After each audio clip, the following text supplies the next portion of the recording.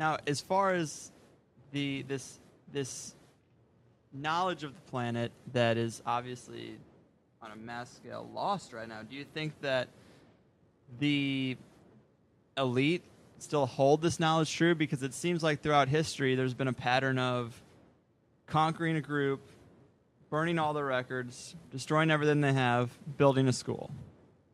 Well, two things about that is I don't believe the records were destroyed. All these libraries, I believe, were sequestered first.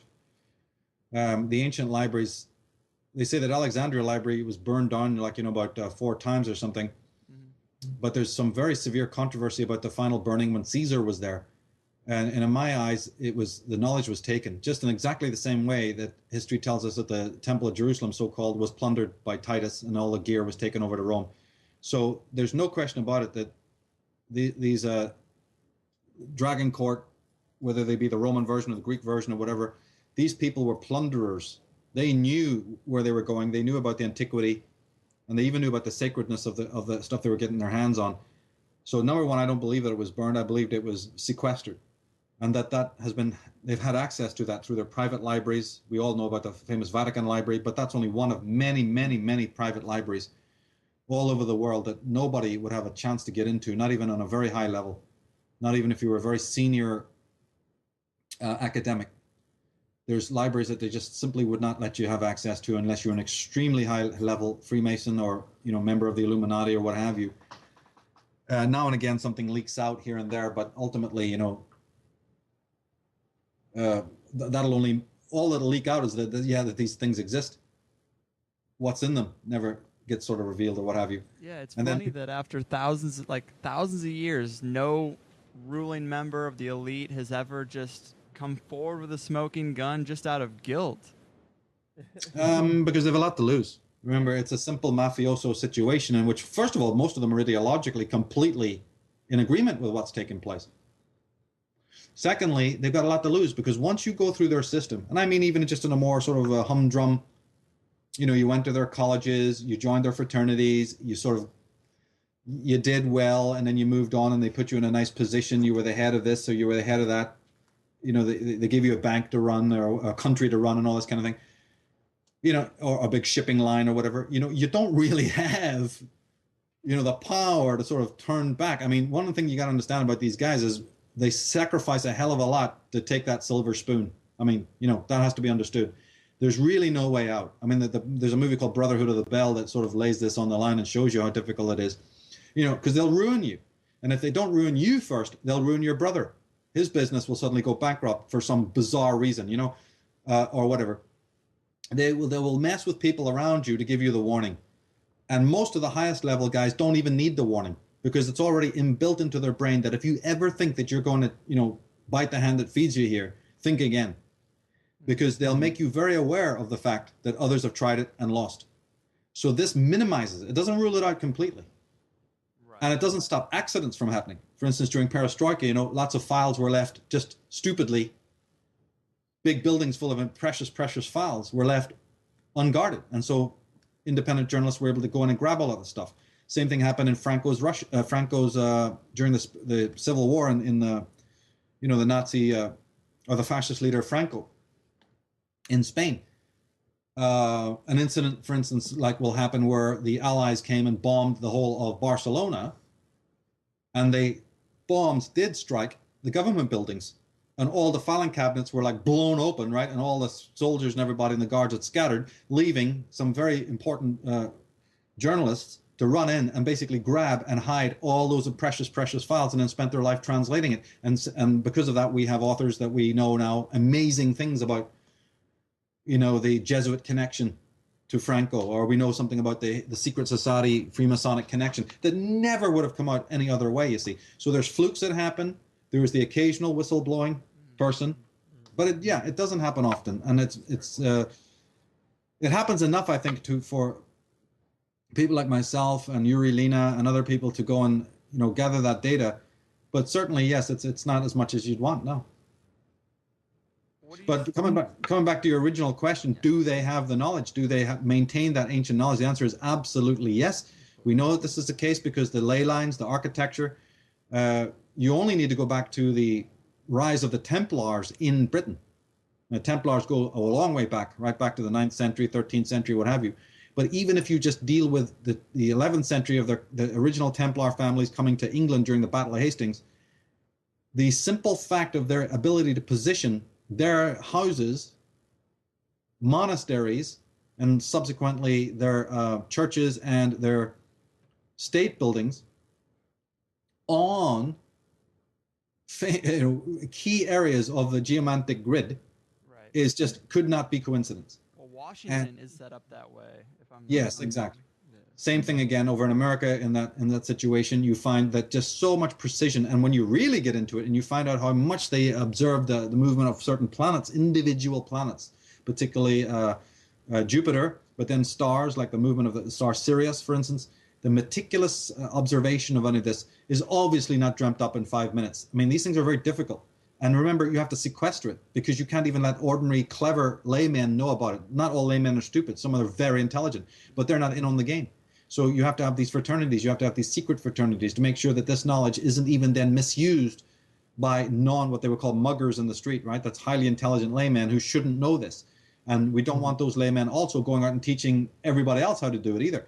So remember, occult knowledge is occult because they want to keep it for themselves. They don't want you doing it. Right. They don't want you finding out about it. And so they've locked it down. That's why if you try and go and study anything that's more esoteric, well, you're not going to be able to. You have to pick that up on your own time. You're not going to be able to study it within college or university. In fact, you may put a target on your back by even mentioning that you're interested in these things. Do you think that the symbolism that the elite use, obviously, I assume you would think there's some esoteric energy in that symbolism. Do you think that's what allows them to maintain the sphere of control over many years and over a global network? Yeah, because remember the sciences that they're using, these meta arts that they're using, are not negative in themselves. There's nothing evil about there's nothing evil about compasses and protractors and tarot cards and astrology and any of the things that they're using in themselves are completely neutral. As a matter of fact, all the tools that they're using were once in the hands of the world's greatest enlightened people, and were used for the good of all humanity. More than that, the things that they're using, these sciences that they're using, are the sciences of the universe. They're the science. That's the science that holds the universe together. These alchemical principles and these sacred geometrical principles and these artistic, musical, and whatever else, color, how they manipulate color, how they manipulate light. Those are all rules, laws, or whatever you want to call it, that are already there in the universe. These people are skewers. They are able to reconfigure that which is natural. Evil is nothing more than the subversion, right, of what is natural. They didn't create a thing. In fact, they are. That's what sorcery. That's the difference between magic and sorcery. So when for example, when you see this symbolism come out in corporate logos, do you think they use that because it's just appealing to our subconscious? I do. I think that's the reason, and that simply that they're putting their badge on it, just in the same way that if you created something, or you start a football team, you sit around a lot thinking about the logo and what it represents. You may base that logo on a hero of yours, or you may want to commemorate a famous figure. You see, so you think a lot about the reason why you create these logos. They do the same thing. If they're looking to commemorate not only the line, the bloodline.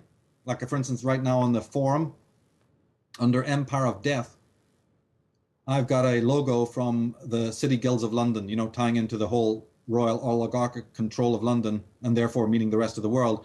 One of their organizations that they control is a network of guilds, network of universities called the guilds, City Guilds. The symbol of that is a red lion, but the tail is a coiled serpent.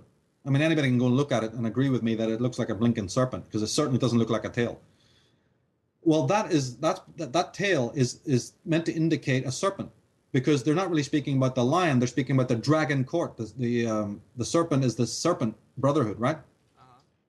So in that instance, that logo is just simply commemorating the line, not an individual, not a potentate from the line, just the line itself, a red lion, and that connects to. If you go to astrology, well, the red lion is Aldebaran, right? A star known as Aldebaran in Leo and what have you, on and on and on. That's why so many Templar inns, bars, pubs are called Red Lion, because they know what we don't know.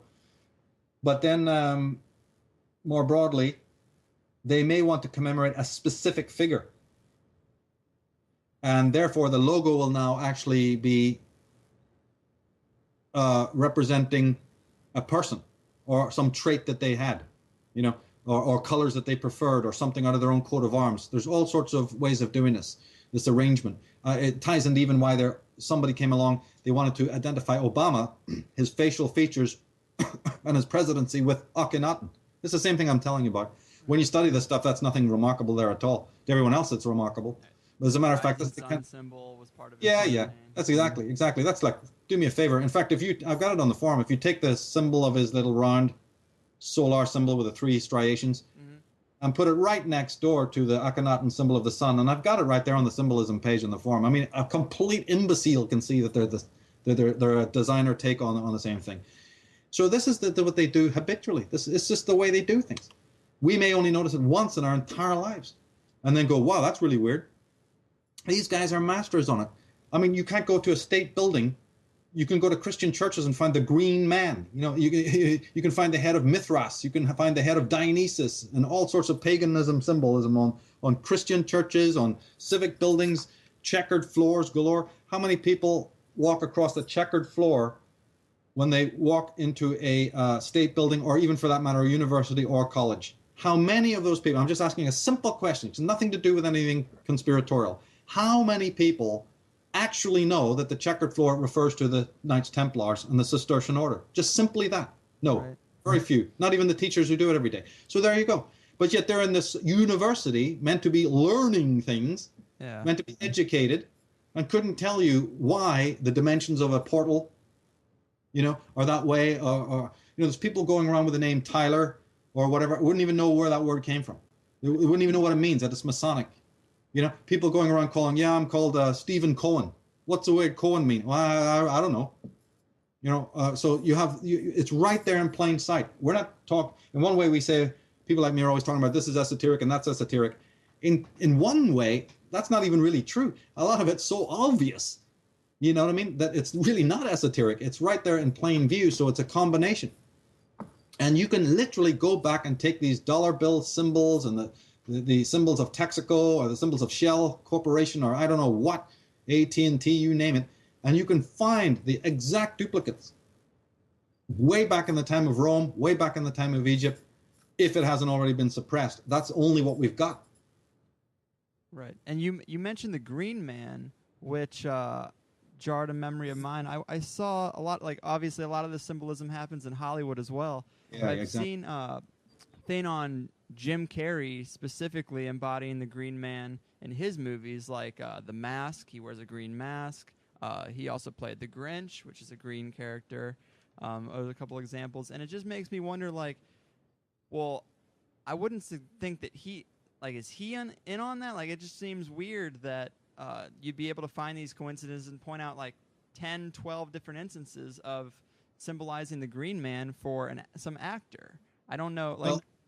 Well, just in the same way that you don't blame the merchant necessarily if his logo turns out to be some sort of Masonic thing. Right. You don't exonerate them either, but you don't necessarily implicate them until you're totally sure. Mm-hmm. You don't also implicate the actor necessarily if his smart-ass production people who are making these films are much smarter than him. Right. So you think that, you know, if he were to be symbolizing the Green Man, that it's more producers, people behind the scenes that find these scripts to put them in, and what I just don't understand what the purpose is of creating that type of situation. Well, that's because you have to study magic. You have to learn about sympathetic magic, these deep forms of hypnosis that are used.